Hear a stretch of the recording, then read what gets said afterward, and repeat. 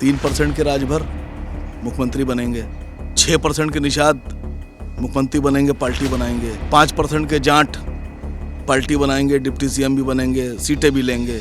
मौर्य 4% उनको भी दिया जाएगा। आप 20% है मैडम।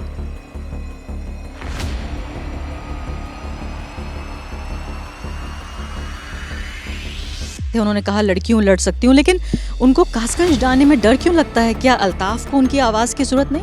खान साहब, मुझे ये बताइए कि मायावती कहाँ है, वो क्या कर रही हैं? उन्हें पता है उत्तर प्रदेश में चुनाव हो रहा है?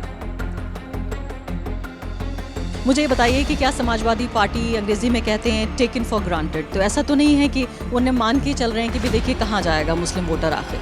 ये है एक जो नैरेटिव सेट किया गया था कि एमवाई को मुस्लिम यादव कर दिया गया था, उसको भी इस बार क्लियर कर दिया गया है कि महिलाएं और यूथ हैं, और ख़ास तौर पर गौर जो है और हमारा जो मेन प्रेशर है वो यही है कि हम डेवलपमेंट के ऊपर चुनाव लड़ेंगे।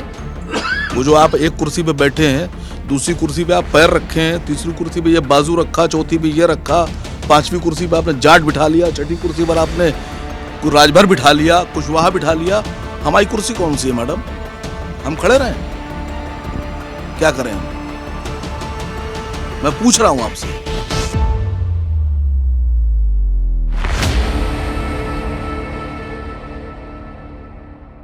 नमस्कार, द वायर में आपका स्वागत है। मैं हूं आरफा खानम शेरवानी। उत्तर प्रदेश में चुनावी सरगर्मी के बीच यहां लखनऊ की खूबसूरत शाम हम गुजार रहे हैं। हमारे साथ ढेर सारे मेहमान यहां पर मौजूद हैं, यानी कि वही 4 पैनलिस्ट नहीं, लेकिन उनसे कहीं ज़्यादा लोग। आज इस चर्चा में हम बात करेंगे, हमने आपको अभी तक बताया कि जो जाति के आधार पर किस तरह से वोट अलग अलग हिस्सों में बट रहा है, किसान आंदोलन की खबर दी आपको, हमने आप बताया महंगाई के बारे में और ख़ासकर बेरोज़गारी के बारे में। एक और अहम मुद्दा जो शायद सबसे बड़े अहम मुद्दों में है वो ये है कि जो उत्तर प्रदेश का मुस्लिम वोटर है वो किस तरफ जा रहा है, क्योंकि लगातार पिछले कई हफ्तों से बातें हो रही है कि उत्तर प्रदेश की हवा बदल गई है, उत्तर प्रदेश का मूड बदल रहा है। तो मुस्लिम मतदाता का मूड बदला है या फिर जो हवा पहले चल रही थी, जिस तरफ बताया जा रहा था कि एक छत्र एक तरफ मुस्लिम वोटर जा रहा है समाजवादी पार्टी की तरफ, क्या वाकई अंग्रेजी में कहते हैं उस तरह से मोनोलिथिक ग्रुप के तौर पर देख सकते हैं मुस्लिम वोटर को? उत्तर प्रदेश में देश के जो बड़े राज्य जहाँ पर सबसे ज़्यादा मुस्लिम आबादी है, असम, पश्चिम बंगाल, उसके बाद उत्तर प्रदेश की बारी आती है, 20% से भी ज़्यादा यहाँ मुस्लिम वोटर हैं। यानी आप ये सोचिए कि 400 कुछ सीटों में करीब 80 से ज़्यादा विधायक होने चाहिए थे, लेकिन पिछली 2017 में जो चुनाव हुए 22-23 विधायक चुने गए। तो आप ये भी सोचिए कि जो पॉपुलेशन है उसके प्रोपोर्शन में अगर आप देखें तो किस तरह से जो बहुसंख्यकवाद की राजनीति है उसने अल्पसंख्यक की जो ताकत है, जो एक वोट की बार्गेनिंग पावर होती है, जो संविधान उसे देता है, उसको काफ़ी हद तक कम किया है। तो इस बार ये जानने की कोशिश करेंगे कि 5 साल के बेहद, मैं कहूँगी, अथॉरिटेरियन और मेजॉरिटेरियन रूल को सहने के बाद जो उत्तर प्रदेश का मुसलमान है वो किस तरफ देख रहा है, क्या वो बंटने को तैयार है? क्योंकि इस बहस का एक अहम पहलू ये भी होगा कि असदुद्दीन ओवैसी की पार्टी एक नए प्लेयर के तौर पर देखी जा रही है। ये बहस उनके बारे में नहीं है पूरी, लेकिन एक बहस का वो हिस्सा ज़रूर रहेंगे कि पिछले चुनाव में 38 उम्मीदवार थे उनके और ज़्यादातर की ज़मानत जब्त हुई थी, 0.2% उनको वोट मिला था, लेकिन इस बार वो एक अहम कंटेंडर के तौर पे देखे जा रहे हैं। क्या वजह है इसकी? हमारे साथ यहाँ पर कुछ ऐसे लोग हैं जो कि एक्टिविस्ट हैं, स्कॉलर हैं, जिनसे हम बातचीत करेंगे, और इसके अलावा पॉलिटिकल पार्टीज़ के नुमाइंदे भी हैं, उनसे भी हम बातचीत करने की कोशिश करेंगे। तो आपको राजनीतिक और गैर राजनीतिक दोनों ही तरह की बहस का एक तरह से स्वाद देने की हम कोशिश करेंगे। मेरे साथ ताहिरा हसन यहाँ पर मौजूद हैं और साथ ही रुबीना मुर्तज़ा, दोनों जानी मानी एक्टिविस्ट हैं उत्तर प्रदेश की। रुबीना मुर्तज़ा स्कॉलर भी हैं। इसके अलावा मेरे साथ डॉक्टर कल्बे सिब्तैन नूरी हैं, जिनके पिता खासकर doctor Kalbe Sadiq international Islamic scholar के तौर पर जाने माने जाते रहे वो। इसके अलावा मेरे साथ महराज हैदर साहब हैं, वो भी एक्टिविस्ट हैं, स्कॉलर हैं। तो इन तमाम मेहमानों के ज़रिए हम समझेंगे, एक ऑब्जेक्टिव तरीके से इसको समझने की कोशिश करेंगे कि वाकई ए पॉलिटिकल नज़रिए से, हालांकि पॉलिटिक्स में कुछ भी ए पॉलिटिकल नहीं होता, लेकिन मैं कहूँगी सियासत से एक सेफ डिस्टेंस बनाकर रखते हुए हम ये जानने की कोशिश करेंगे कि किस तरफ ये बयार बह रही है। लेकिन इसके अलावा पॉलिटिकल जो रिएक्शंस हैं वो भी हम आपको ज़रूर दिखाएंगे। सबसे पहले मैं ताहिरा हसन साहब आपसे बातचीत करना चाहती हूँ। ताहिरा हसन, आप टीवी पे उनको देखते होंगे, एक जाना माना चेहरा है, कई दशकों से लगातार वो एक्टिविज़म कर रही हैं, न सिर्फ कि टीवी पार्टी की एक्टिविस्ट हैं बल्कि ग्रास रूट्स एक्टिविस्ट हैं। ताहिरा साहब, मुझे बताइए सबसे पहले कि जो एक बड़ा सवाल पैदा हो रहा है वो ये कि पहले उत्तर प्रदेश की जो पॉलिटिक्स थी 2017 से पहले, ये माना जाता था कि अगर किसी पॉलिटिकल पार्टी ने एक कास्ट एरिथमेटिक अपने हाथ में कर लिया, उसके बाद जिस तरफ मुस्लिम वोट पोलराइज होगा वो पॉलिटिकल पार्टी जीत जाएगी। अब ये खेल बिल्कुल बदल गया है। आप इसे किस तरह से देख रही हैं 2021 में? देखिए, 2021 में उत्तर प्रदेश में जब हम बात करते हैं पॉलिटिक्स की या इलेक्शन की, तो caste still plays very important role. Caste समीकरण बनता है, भले ही हम इसको माने ना माने, और कास्ट समीकरण को देखते हुए ही पॉलिटिकल पार्टियां जो हैं वो अपनी विजय पताका की तरफ बढ़ती हैं कि किसकी कौन इसमें जीतेगा, कौन विजयी होगा। तो कास्ट तो उत्तर प्रदेश और बिहार में आप इसको नकार नहीं सकते हैं। मुसलमान हमेशा ऐसा था कि जीतते हुए को वोट देता रहा है, और इस बार मैं मानती हूँ कि जो बेंट ऑफ माइंड है मुस्लिम्स का, वो मोस्टली एक पार्टी की तरफ है जो समाजवादी की तरफ है, क्योंकि उसने अभी राजभर से भी अलायंस किया है, उसने जैंत भी आ गए हैं, जो मुझे लगता है वेस्टर्न यूपी में हम मुस्लिम्स की जो है वो पॉपुलेशन परसेंटेज ज़्यादा है। तो जाहिर है जैंत के आने से एक कुछ बेहतर वो दिख रहा है। जो डिवीजन हो सकता था वो नहीं होगा, डिवीजन नहीं होगा, और किसान आंदोलन को भी इसमें सलाम करना चाहिए, क्योंकि जो मुजफ्फरनगर रॉयट्स 2013 में जो मुस्लिम और हिंदुओं के बीच जो खाई थी, वो इस किसान आंदोलन ने उसको पाट दिया है। तो ये इलेक्शन बहुत आप प्रेडिक्ट करके ऐसे मत देखिए। ये इलेक्शन मुझे लगता है कि कुछ बेहतरी की तरफ भी जाएंगे, लेकिन मैं इस मानने में बिल्कुल कहीं वो नहीं, बड़ी जिम्मेदारी से कह रही हूँ कि ओवैसी भी वोट काटेंगे। मैं आती हूँ उनकी तरफ, ये जानने की कोशिश करूँगी जो आप कह रही हैं, और कह रही हैं ज़िम्मेदारी से आप कह रही हैं, आप उत्तर प्रदेश में रहती हैं। मैं आप परसेप्शन जो बाहरी है उससे मैं आपके एक्सपीरियंस को चैलेंज नहीं करूँगी क्योंकि आप उसे जीती हैं, लेकिन जो सबसे बड़ी बात है कि उत्तर प्रदेश पिछले 5 साल में एक प्रयोगशाला के तौर पे भी देखा गया कि एक तरह से बहुसंख्यकवाद की जो राजनीति है, ये जो आरएसएस बीजेपी का जो एक हिंदू राष्ट्र का जो एक पूरा प्रोजेक्ट है 100 साल से चल रहा है कि उत्तर प्रदेश उस दिशा में लेके जाएगा। यहाँ पर जो ज़्यादातर लोग बैठे हुए, मैंने आपको बताया कि मुस्लिम समुदाय से उनका संबंध है, और इसीलिए मुस्लिम वोट पर भी हम चर्चा कर रहे हैं कि जो समुदाय है उसमें इंटरनल जो डिस्कशंस हैं वो क्या हो रहे हैं। आपने किस तरह से जो 5 साल पहले का जो अनुभव था, जो मुस्लिम समुदाय उत्तर प्रदेश में रहता रहा, और पिछले 5 साल में उसमें क्या तब्दीली आपने देखी है, और क्या ये बदलाव आप जो वोट जो पैटर्न होगा उस पर भी देखेंगे? देखिए, सबसे बड़ी जो आप अगर माइनॉरिटी वोट की बात करें तो सबसे बड़ी जो पूरी दुनिया में माइनॉरिटी जिस भी कंट्री में होती है उनकी सबसे बड़ी एक जो उनकी जिसके लिए वो सबसे ज़्यादा फ़िक्रमंद होती है वो उसकी सिक्योरिटी होती है। और हिंदुस्तान में भी होता आ रहा है कि 70 साल में ज़्यादातर मुसलमानों ने अपने जो बुनियादी चीज़ें हैं, एजुकेशन, हेल्थ एंड जो उनका गुर्बत है, उसको नज़रअंदाज करके सबसे पहले अपनी सिक्योरिटी के ऊपर उन्होंने पूरी उसके उस जिसको कहना चाहिए छलावे में आकर के किसी ने डरा करके उनका वोट लिया और किसी ने बहका करके उनका वोट लिया। और पिछले 70 साल से इस तरह वो उनका वोट का इस्तेमाल हुआ। लेकिन अगर आप देखिए, सच्चर कमेटी की रिपोर्ट भी बताती है कि आज जो माइनॉरिटी है वो कहाँ पे खड़ी हुई है। और जहाँ तक रही बात, अगर आप देखें तो पिछले 7-8 साल में जब मैंने अपने बचपन में देखा कि हमारे जो मेरे हिंदू दोस्त भी हुआ करते थे, और हम लोगों को पता नहीं चलता था कि कब जब होली और दिवाली होती थी तो हम उनके घरों में होते थे और वैसे ही उसको सेलिब्रेट करते थे उस त्योहारों को, और जब ईद होती थी वो हमारे घरों में उसी तरह आते थे। इसमें पिछले 6-7 साल में इसमें एक बहुत बड़ा गैप क्रिएट हुआ, और जिसका फ़ायदा रूलिंग पार्टी को हुआ। तो और वो पार्टी यही चाहती है कि ये जो गैप है ये जितना बड़ा होगा उतना ही फ़ायदा उस सियासी जमात को होगा। आप ये कह रहे हैं कि पॉलिटिक्स का सीधा असर सोसाइटी पे पड़ा? बिल्कुल। या उल्टा हुआ कि सोसाइटी ने भी एक तरह से रिफ्लेक्ट किया जिस तरह की पॉलिटिक्स हो रही थी?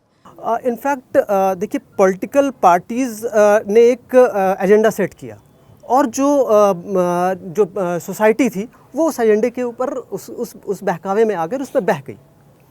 ये जो बदलाव हुआ है, जिस बहुत ही महत्वपूर्ण बदलाव का आप जिक्र कर रहे हैं, और शायद इतिहास में जब हमारे दौर का लिखा जाएगा तो ये बात भी लिखी जाएगी कि कैसे गली मोहल्ले बदल गए, दोस्त दोस्त बदल गए, और ये सब हमने उत्तर प्रदेश, पूरे देश में भी देखा, लेकिन उत्तर प्रदेश में चूंकि बहुत ज़्यादा साथ साथ रहते आए समुदाय, इसलिए ज़्यादा इस बात को महसूस किया जाता है। तो आपको लगता है ये रिवर्सिबल है, इरिवर्सिबल है, जो एक खाई देखी जा रही है? देखिए, क्योंकि मैं बहुत ही पॉजिटिव सोच रखता हूँ, तो मेरा ये मानना है कि ये देखिए वक्ती तौर पे कुछ उन्होंने जज्बात उभारे, उन्होंने कुछ ऐसे मुद्दे उठाए जिसको और ये उसमें बहुत अहम किरदार जो व्हाट्सएप यूनिवर्सिटी ने भी अदा किया। और क्योंकि आप देखिए पहले जो एक उनका एक संगठन था, वो उसकी रीच जो थी वो महदूद थी, हर जगह पे वो नहीं पहुंच सकते थे।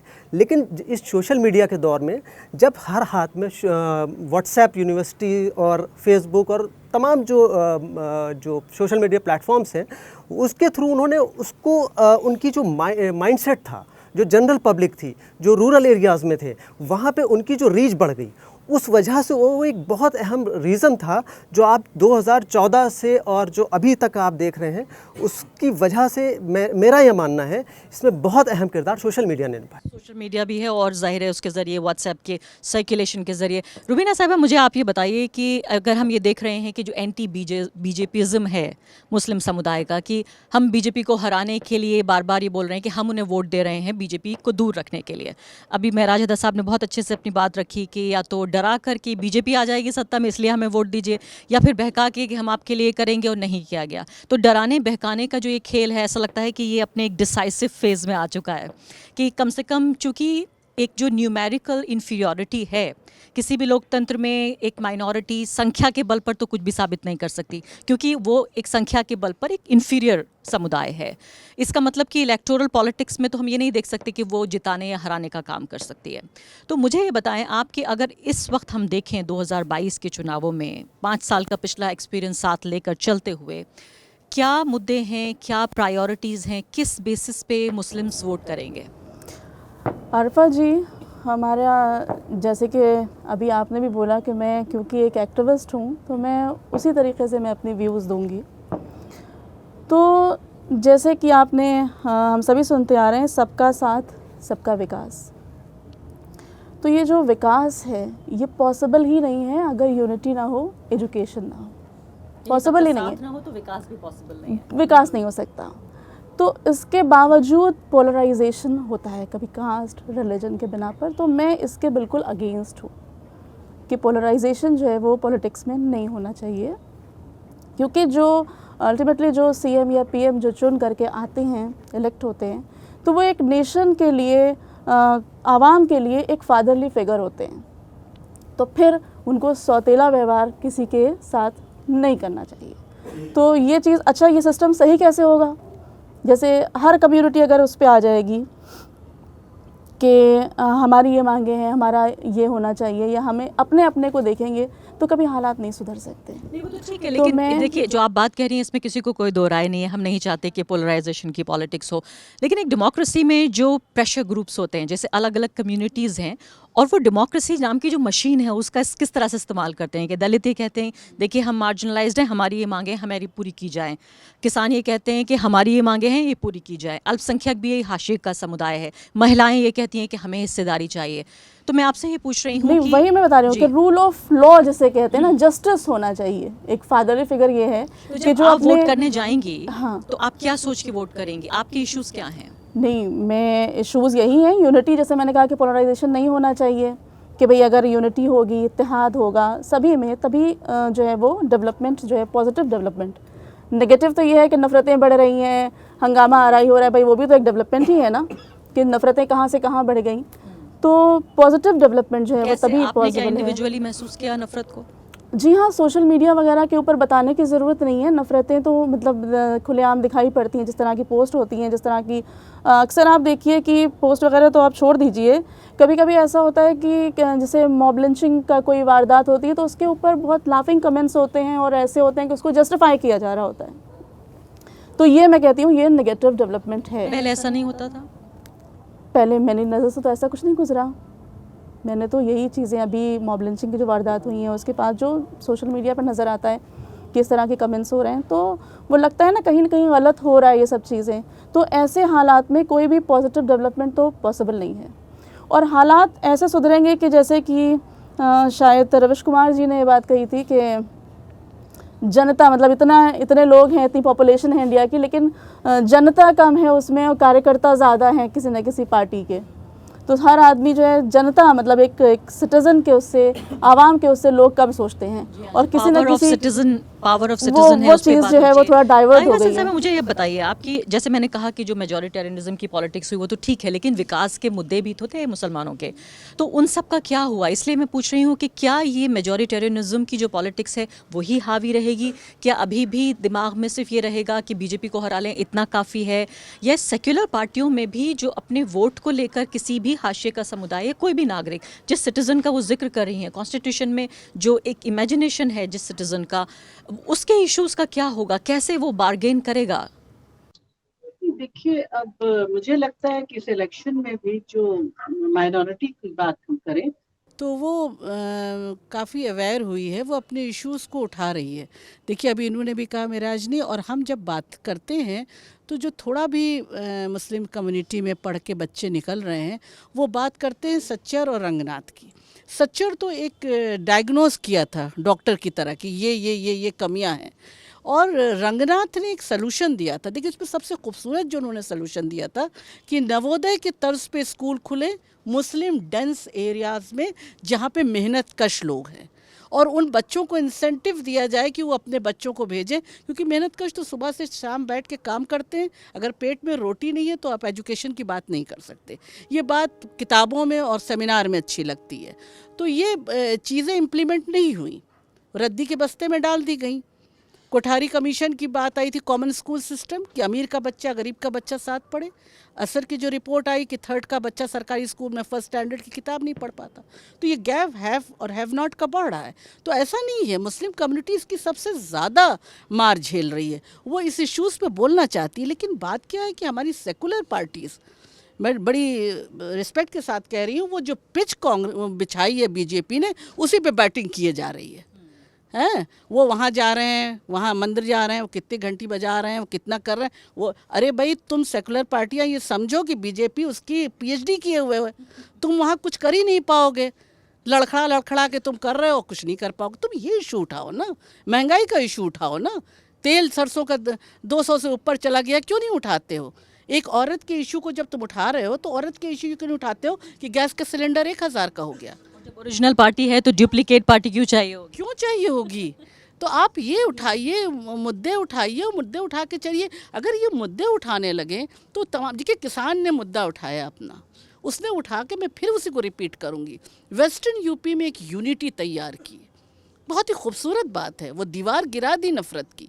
तो यहाँ भी आप एजुकेशन का इशू लेके चलिए ना। ये सेकुलर पार्टियों की भी तो जिम्मेदारी उसी पिच पे खेले जा रहे हैं। अब फोर्थ थर्ड स्टैंडर्ड के पीएचडी से क्या जीत पाएंगे? तो ये बस खेल चल रहा है। तो मुझे लगता है जनता अपने इशू पे बिल्कुल जागरूक है और वो चाहती है कि हमारे बच्चे पढ़ें। देखिए मुस्लिम कम्युनिटी में सबसे ज़्यादा मार्जिनलाइज्ड लोग हैं, पंचर जोड़ने वाला, सब्ज़ी बेचने वाले, इस तरह के ज़्यादा हैं। और अब बारी आई है राजनीतिक बहस की, यानी हमारे साथ यहाँ पर नुमाइंदे मौजूद हैं पॉलिटिकल पार्टीज़ के अलग अलग, और मुस्लिम वोट को लेकर हम बात कर रहे हैं कि इस वक्त इस चुनाव में जो 20% आबादी है उत्तर प्रदेश की, वो किस तरफ जा रही है, क्योंकि ये एक बड़ा डिसाइडिंग फैक्टर होने जा रहा है। या फिर ये कहा जाए कि पहले से ही क्या इसका एक तरह से नतीजा तय है। मेरे साथ डॉक्टर MH खान साहब मौजूद हैं, BSP के नुमाइंदे हैं यहाँ पर, तारिक साहब कांग्रेस पार्टी के बारे में बात करेंगे, हमारे साथ सुमैया राना भी मौजूद हैं समाजवादी पार्टी से, और साथ ही मेरे साथ आसिम वकार साहब मौजूद हैं। टीवी पे आप अक्सर देखते हैं इन्हें, खासकर बीजेपी के प्रवक्ताओं से झगड़ते हुए, तो आज यहाँ पर मिल गए हैं और बीजेपी का कोई प्रवक्ता यहाँ पर मौजूद नहीं है। तो ये देखते हैं कि क्या बातचीत होगी, और खासकर असदुद्दीन ओवैसी और उनकी पार्टी MIM को लेकर यहाँ चर्चा ये हो रही है कि क्या वो एक स्पॉइलर का काम करेंगे या किंग मेकर का काम करेंगे, क्योंकि चाहते वो किंग मेकर होना है, लेकिन क्या वो स्पॉइलर बन के रह जाएंगे। तारिक साहब, सबसे पहले मैं आपके साथ शुरुआत करना चाहती हूँ। आप डायरेक्टली तो पॉलिटिशियन नहीं हैं, लेकिन प्रोफेशनल कांग्रेस का आप हिस्सा हैं। मुझे ये बताएं, आपकी जो मुस्लिम वोट के बारे में हम जिक्र कर रहे हैं, as a voter, as someone जो यहाँ रहता आया है बहुत सारे सालों से, क्या, मैं वही सवाल पूछना चाहती हूँ, रेपिटेटिव लग सकता है लेकिन जवाब मुझे अभी तक नहीं मिला है, कि क्या सिर्फ बीजेपी को हराने के लिए ही मुस्लिम्स वोट करेंगे? देखिए, ये नैरेटिव पॉलिटिकल पार्टी सेट करती हैं उत्तर प्रदेश हिंदुस्तान का दिल है और आज से 30-35 साल पहले ये भारत के अग्रिम प्रदेशों में हुआ करता था। बदकिस्मती से सारा नैरेटिव हमने सांप्रदायिक और ज़ात पात की पॉलिटिक्स में लेके जा कर के उत्तर प्रदेश का और उनके नौजवानों का बेड़ा गर्क हुआ है। जिस पार्टी से मेरा ताल्लुक़ है, मुझे कहीं कोई डिस्कशन इस तरह का नहीं है जहां हम ज़ात पात पे बात करें। आज उत्तर प्रदेश में एक कई चीज़ें डेवलप हुई। देखिए, पहले ये था कि एक नेशनल पार्टी या रीजनल पार्टी का एक उरूज था, लेकिन बीजेपी के आने के बाद ऐसा लगता है कि नेशनल पार्टियों के बीच में लड़ाई हो सकती है। प्रियंका गांधी जी इस वक्त एक उम्मीद बन करके उभर रही हैं, ख़ास तौर से जो बड़ा वर्ग है महिलाओं का। पिछले कई सालों से उत्तर प्रदेश में जो हालात हैं आपसे छुपे हुए नहीं हैं, उनकी लड़ाई को बड़ी मजबूती से उन्होंने लड़ा है। और एक तरफ लड़ाई लड़ना और दूसरी तरफ एक ज़िम्मेदार पॉलिटिशियन की हैसियत से बात कर रही हैं। अगर उत्तर प्रदेश की आवाम एक दफ़ा मौका देती है उनको, तो किस तरीके से महिलाओं का कंप्लीट सशक्तिकरण है। नहीं, महिलाओं की बात तुम्हें समझ में आती है, बड़ी अच्छी बात है। उन्होंने कहा लड़कियों लड़ सकती हूँ, लेकिन उनको कासगंज डालने में डर क्यों लगता है? क्या अल्ताफ़ को उनकी आवाज़ की ज़रूरत नहीं है? नहीं, ऐसा बिल्कुल नहीं। ये एकदम कोइंसिडेंस है। जिस दिन कासगंज जाना था, शी वॉज़ नॉट वेल, और वो पूरा प्रोग्राम था, प्लान था, जाना था। इतना आपको उनको वो देना चाहिए। अगर आपको कासगंज है तो आपको आज़मगढ़ भी याद करना चाहिए कि आज़मगढ़ बिलोंग करता था किसी पॉलिटिकल पार्टी के सरबराह को, मेंबर ऑफ पार्लियामेंट थे, लेकिन वहाँ भी जो मुस्लिम फैमिली के साथ जो ज़्यादती हुई तो उसमें प्रियंका गांधी जी वहाँ लड़ते हुए दिखलाई दी थी। तो मुझे नहीं लगता कहीं इसमें बेबाकी से लड़ रही हैं, सबके लिए लड़ रही हैं, और मुझे नहीं लगता कोई डायरेक्ट बेनिफिट्स के लिए लड़ रही हैं। पॉलिटिक्स है। अगर ये धीरे धीरे करके चीज़ें लोगों के दिमाग में आएंगी, मुझे लगता है कि उत्तर प्रदेश को इस वक्त जो ज़रूरत है वो किसी ऐसे राजनीति और राजनीति लीडर्स की ज़रूरत है जो कास्ट और रिलीजन में ना बांट करके डेवलपमेंट की बात करें। बात हो रही है जहाँ 20 लाख लोगों को सरकारी नौकरी देने को प्रॉमिस किया जा रहा है, तो वहाँ मुसलमान भी आने हैं, उसमें हिंदू भी आने हैं, और यही एजेंडा सेट होना चाहिए डेवलपमेंट का। खान साहब, मुझे ये बताइए कि मायावती कहाँ हैं, वो क्या कर रही हैं? उन्हें पता है उत्तर प्रदेश में चुनाव हो रहा है? नहीं पता है? आपको नहीं पता है? आपको तो पता होगा, उनको खूब पता है। रोज़ मीटिंगें ले रही हैं। और देखिए, बहन कुमारी मायावती जी जब मुख्यमंत्री बनी तो एजुकेशन पे जॉब पूछ रही हैं। सबसे पहले पूरे हिंदुस्तान में अल्पसंख्यक कल्याण विभाग बनाया उन्होंने, जिसमें 10वीं क्लास तक के बच्चों को, मुसलमान बच्चों को वजीफ़ा मिलता था। दूसरा, पूरे हिंदुस्तान में एक काम उन्होंने किया एजुकेशन के मामले में, उर्दू, अरबी, फ़ारसी यूनिवर्सिटी बनाई उन्होंने। लेकिन इस बार उन्हें मुस्लिम वोट नहीं चाहिए 2022 में। मैं क्या हिंदू दिखाई दे रहा हूँ आपको? इतनी बड़ी दाढ़ी दिखाई दे रही है आपको? मुझे राष्ट्रीय प्रवक्ता बनाया है, मैं मुसलमान हूँ, और भी मुसलमान हैं हमारे साथ प्रवक्ता बने हैं, और अभी लखनऊ में 3 टिकट मुसलमान को फाइनल कर चुके हैं हम। 3 टिकट फाइनल कर। लेकिन आपको भी याद होगा, उन्होंने कहा था कि चुनाव में मैं हार गई हूँ क्योंकि मुसलमानों ने मुझे वोट नहीं दिया। बहुत नाराज़ हुई थी वो। नहीं, वो ऐसा कुछ नहीं है। देखिए, हम खुद भोगी हैं। 96 में हम चुनाव लड़े थे और 1600 वोट से हारे थे। किस बूथ से हारे हम हारे थे मुस्लिम बूथ से। मुसलमानों ने मुसलमान को वोट नहीं किया। तो वोट जब पड़ता है तब आदमी कहीं जज्बात में आता है, कहीं इन्हें सोचता है कि हाँ जीत जाएगा। जब उनको पता चला कि मैं 1600 वोट से हारा हूँ तो सब लोग छाती पीट रहे थे। एक आदमी का हार्ट अटैक हो गया, बूढ़ा आदमी था, 80-85 साल का। कह रही ये क्या हो गया, हमारा एक मुसलमान जीत जाता। तो मुसलमान जज्बात में आ जाता है और फैसला नहीं लेता है। अब 20-22% कितनी सीटें आपको लगता है मायावती देंगी मुस्लिम कैंडिडेट्स को? देखिए, पिछली बार तो 99 दिया था उन्होंने, और मुझे उम्मीद है इस बार भी 99 से कम नहीं देंगी। ठीक है, शुक्रिया आपका। सुमैया राणा की तरफ चलते हैं। सुमैया जी, आप टीवी पे अक्सर देखी जाती हैं, कभी योगी सरकार से झगड़ती हुई, अब आप पॉलिटिशियन बन गई धीरे धीरे। मुझे ये बताइए कि क्या समाजवादी पार्टी, अंग्रेज़ी में कहते हैं टेकन फॉर ग्रांटेड, तो ऐसा तो नहीं है कि उन्हें मान के चल रहे हैं कि भी देखिए कहाँ जाएगा मुस्लिम वोटर आखिर? देखिए, अगर हम ये कहें कि समाजवादी पार्टी उत्तर प्रदेश में सबसे बड़ी और सबसे आखिरी उम्मीद है तो ये कोई गलत नहीं होगा, क्योंकि जिस तरह पिछले दिनों में योगी सरकार से बीजेपी की जो गलत नीतियाँ थी, जुल्म तशद्दुद के ख़िलाफ़ जिस तरह हमेशा से समाजवादी पार्टी खड़ी रही, और उसके अलावा हमारे राष्ट्रीय अध्यक्ष श्री अखिलेश यादव ने समय समय पर वक्त पर आकर के हमारे साथ खड़े हुए, उन लोगों के साथ खड़े हुए जिनके ऊपर जुल्म ज़्यादती हो रही थी, चाहे वो CA/NRC वाला मामला हो या और इसके अलावा तमाम मामला। तो ये है, एक जो नैरेटिव सेट किया गया था कि MY को मुस्लिम यादव कर दिया गया था, उसको भी इस बार क्लियर कर दिया गया है कि महिलाएं और यूथ हैं, और ख़ास तौर पर गौर जो है और हमारा जो मेन प्रेशर है वो यही है कि हम डेवलपमेंट के ऊपर चुनाव लड़ेंगे, उसके अलावा हम महिलाओं की सुरक्षा के लिए करेंगे। 2012 में सुमैया जी, जो बात समझ में नहीं आती वो ये कि ठीक है, अखिलेश यादव को मुसलमानों का वोट तो चाहिए, कोई भी पॉलिटिशियन पॉलिटिकल पार्टी चाहती है उसे ज़्यादा से ज़्यादा वोट मिलें और एक पूरा चंक है वोटों का मिल जाए तो बड़ी अच्छी जीत की संभावना बनती है। लेकिन जो बार बार देखने को मिल रहा है वो कि जिसका वोट उन्हें चाहिए वो उसी के पास नहीं जाना चाहते, उनके बारे में बात नहीं करना चाहते। नहीं, ऐसा बिल्कुल भी नहीं है। वो लग रहा होगा जैसे कि अभी आप बात कर रही थी अल्ताफ़ के बारे में, कि मेरे पास एक हफ़्ते पहले फ़ोन आया उनकी मदर का, फ़ातिमा का, और शी वाज़ क्राइंग कि मुझे उम्मीद है सिर्फ अखिलेश यादव जी से, और मुझे वैसे भी जो मकान मिला हुआ है जिसमें मैं रहती हूँ वो लोहिया आवास योजना का मकान है, और मैं चाहती हूँ कि उन्होंने मुझे जो मदद दी है, इमदाद की है, मैं उससे बहुत खुश हूँ, लेकिन मैं थोड़ी सी और कुछ बात करनी चाहती हूँ। और फ़ौरन 1 घंटे के अंदर मैं पहुँची राष्ट्रीय अध्यक्ष जी के पास और मैंने उनकी बात कराई। तो ऐसा नहीं है, लोगों को पता है कि क्या मिलना है, ज़रूरी नहीं है कि बहुत सारी चीज़ों का दिखावा हो। तो क्या डर ये है कि फिर से पोलराइजेशन हो जाएगा? अभी ताहिरा जी कह रही थी कि जब एक ओरिजिनल पार्टी मौजूद है हिंदुत्व की, तो बाकी किसी को B-C सेक्युलर पार्टियों को बनने की क्या ज़रूरत है? उन्हें अपने सेक्युलरिज्म पे कॉन्फिडेंस क्यों नहीं है? नहीं, बिल्कुल नहीं। देखिए, पिछले दिनों से आप देख रही हैं कि चाहे वो B और C जिनकी आप बात कर रही हैं, मैं भी उनको मान रही हूँ, लेकिन वो इन सारी चीज़ों को तमाशा और तितम्मा बनाने में कोई वो कसर तो छोड़ते नहीं है। सोशल मीडिया उनके पास एक हथियार के रूप में है।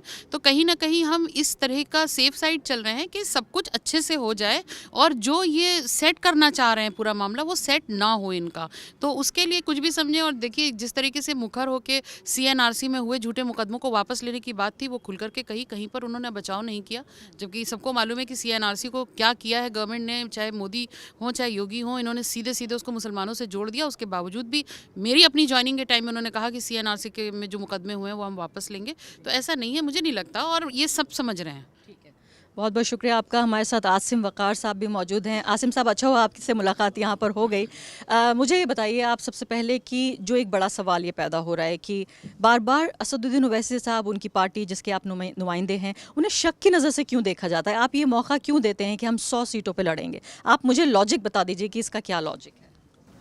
हो सकता है 150 पे लड़ें, हो सकता है 200 पे लड़ें, 300 पे भी लड़ सकते हैं और 403 पे भी लड़ सकते हैं। आपकी यहाँ हम सब बैठे हैं, सब मुसलमान हैं, हम सबका दर्द एक जो मुसलमानों के साथ हो रहा है, जो हिंदुस्तान में मुसलमानों के साथ हो रहा है, जहाँ हम पहुँच गए हैं, दर्द हमारा भी है, इनका भी, सबका एक जैसा दर्द है। दवा सबकी अलग अलग है, दवा सबकी अलग अलग है। मैं आपसे पूछ रहा हूँ, आपको लगता है कि हम नुकसान पहुँचाएंगे? हमारा रास्ता गलत, इतने लोग बैठे हैं, सही रास्ता बताइए, उसी पे आ जाएंगे हम। जो प्रजातंत्र में रास्ता होता है वो रास्ता मुझे बताइए, मैं आऊँगा उस पर। क्या रास्ता है? एक बार माइक घुमाइए अपनी तरफ। नहीं, आपकी बात से मैं ये सहमत हूँ कि जो सेक्युलर पार्टियां हैं उन्होंने जो धोखाधड़ी की, इसके बाद से एक तरह से डिसग्रंटल्ड जिसे कहते हैं, या एक तरह से नाराज़ है मुसलमान। लेकिन मैं ये कह रही हूँ आपसे कि जब आप 100 सीटों पे लड़ने का जिक्र करते हैं, तो एक मैं अभी भी ये जिक्र कर रही थी आपके आने से पहले भी कि एक डेमोक्रेसी में एक जो न्यूमेरिकली इन्फीरियर सेक्शन है जिसकी तादाद कम है, वो इलेक्टोरल पॉलिटिक्स में तो टक्कर नहीं दे सकता बहुसंख्यक समुदाय को। यानी मैं कह रही हूँ आप 403 सीटें अगर लड़ भी लें, मैं कह रही हूँ, तो क्या आप जीत लेंगे? मुस्लिम वोट से जीतेंगे आप? लाइए मैक लाइए, ये जो चुनाव हो रहा है इसमें राजभर अगर अलग लड़ जाएंगे जीत जाएंगे? सवाल पूछा है आपसे मैंने। हाँ, मुश्किल है ऑफ कोर्स, इसलिए वो अलायंस में आए हैं। हाँ, अगर जयंत लड़ जाएंगे अकेले तो क्या होगा? जीत जाएंगे। केशव दत्त मौर्य अगर चुनाव लड़ जाते अकेले तो क्या होता उनका? कृष्णा पटेल अगर अकेले लड़ जाएंगी तो कितने पटेल हैं? अगर निषाद अकेले लड़ जाएंगे तो क्या होगा? 3% के राजभर मुख्यमंत्री बनेंगे, 6% के निषाद मुख्यमंत्री बनेंगे, पार्टी बनाएंगे, 5% के जाट पार्टी बनाएंगे, डिप्टी सीएम भी बनेंगे, सीटें भी लेंगे, उनको दी भी जाती हैं। मौर्य 4% उनको भी दिया जाएगा, आप 20% है मैडम। दुनिया में बहुत सी ऐसी कंट्रीज़ हैं जहां मुसलमान माइनॉरिटी में भी है और हुकूमत में भी है। मेजॉरिटी माइनॉरिटी कुछ नहीं होता है। आप मुत्तहिद होंगे, दुनिया आपके पीछे खड़ी होगी।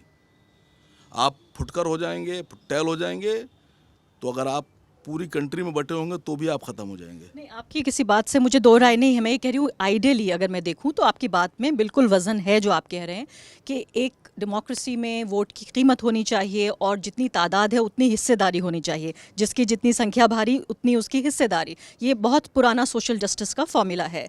लेकिन मैं ये कह रही हूँ कि जो ये मेजॉरिटेरियनिज्म की, पोलराइजेशन की पॉलिटिक्स है, ऐसे में जो मॉडल है उसी में डिफेक्ट है। तो आप हासिल क्या करना चाहते हैं? मुझे आपकी बातों से कोई दो राय नहीं है। मैं ये कह रही हूँ कि इसका पॉलिटिकल फॉर्मूला क्या है जिसके तहत आप 100 सीटें लड़ेंगे?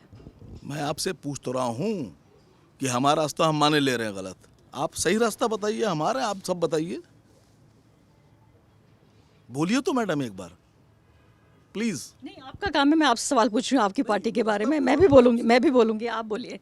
नहीं, आपसे रास्ता, अभी कैमरा आपकी तरफ है। मैं रास्ता पूछ रहा हूँ, क्या होना चाहिए? नहीं, मेरा मतलब रियलिस्टिकली अगर पॉलिटिकल एक्सपर्ट से, मैं ये कह रही हूँ पॉलिटिकल एक्सपर्ट से अगर आप बात करें तो वो कहते हैं कि रियलिस्टिकली अगर असदुद्दीन ओवैसी 10 सीटों पे लड़ते तो शायद उनकी पॉलिटिकल सिंसियरिटी जो है वो ज़्यादा जाहिर होती, बजाय इसके कि 100 सीट एक शगुफा जैसा लगता है। 150 भी लड़ सकते हैं। उत्तर प्रदेश में 143 सीट मुस्लिम डोमिनेटेड है, मुस्लिम डोमिनेटेड। हम लड़ेंगे 143-45 सीट, 50 सीट, क्या प्रॉब्लम है? आपको लगता है कि हम आपको नुकसान पहुंचा रहे हैं? हमसे दोस्ती कीजिए, हाथ मिलाइए। हम आपको नुकसान पहुंचाना नहीं चाहते, लेकिन हम अपनी कुर्सी पे बिठाना भी नहीं चाहते आपको। वो जो आप एक कुर्सी पे बैठे हैं, दूसरी कुर्सी पे आप पैर रखे हैं, तीसरी कुर्सी पे ये बाजू रखा, चौथी पे ये रखा, पांचवी कुर्सी पे आपने जाट बिठा लिया, छठी कुर्सी पर आपने राजभर बिठा लिया, कुशवाहा बिठा लिया। हमारी कुर्सी कौन सी है मैडम? हम खड़े रहें? क्या करें हम? मैं पूछ रहा हूं आपसे, हम आपकी कुर्सी नहीं मांग रहे। सपा जीतेगी, अखिलेश जी ही बनेंगे मुख्यमंत्री, गारंटी है मुझे इस बात की, मुझे यकीन भी है। बहुजन जीतेगी, मायावती जी ही बनेंगी। मैं कहाँ मना कर रहा हूँ? मैंने मना थोड़ी ना किया। मैं तो ये कह रहा हूँ कि अगर आप हमारा वोट ले रहे हैं तो आप हमें दीजिए तो कुछ। 143 सीट हैं मुस्लिम डोमिनेटेड, हम 20% उत्तर प्रदेश में, हमारी सीटें हो रही 81। कितनी सीटें देंगे आप हमें? सीट देंगे 20, 22, 25 लड़ने के लिए, और वोट आपको पूरा चाहिए 20%।